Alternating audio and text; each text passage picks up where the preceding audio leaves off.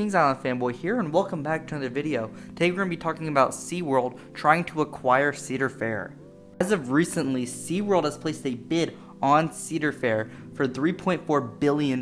This is a lot of money, so we're going to be going over how this could affect the Cedar Fair chain as a whole, Seaworld, and you.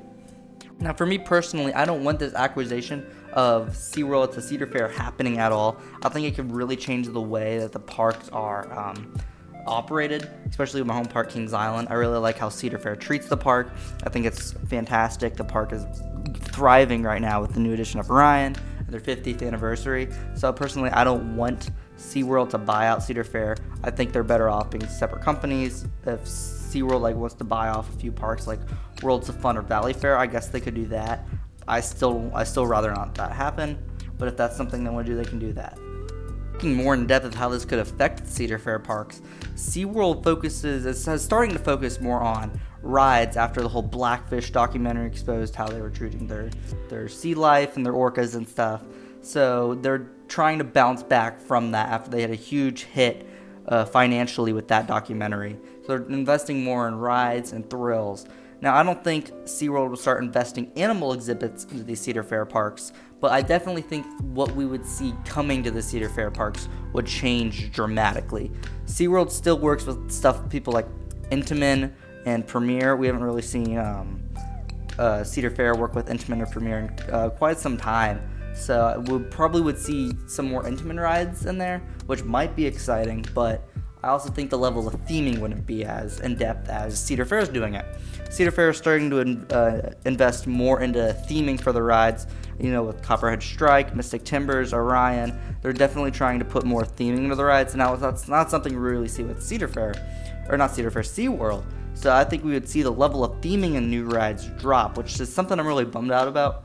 I really like how much theming that they're starting to put into their rides. Financial front for Seaworld, I really don't think this is a great idea for them to do. They just opened their 2020 coasters 2 years late because they couldn't pay their manufacturers. Yes, that had something to do with coronavirus, but I still think this is not the best idea for them to be doing.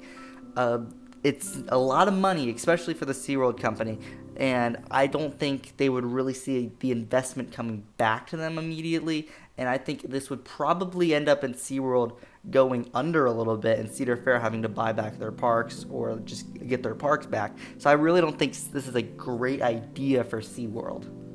We did see in 2019 Six Flags tried to acquire Cedar Fair for $4 billion and they turned that down. So they could possibly, hopefully, be turning down Seaworld's offer for this.